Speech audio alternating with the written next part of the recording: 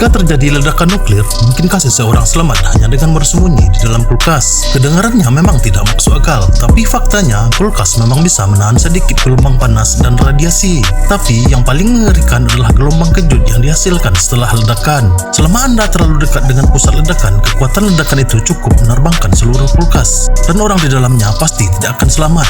Jadi bagaimana sebenarnya ledakan mengerikan ini bisa terjadi? Sebenarnya prinsipnya tidak serumit yang Anda bayangkan.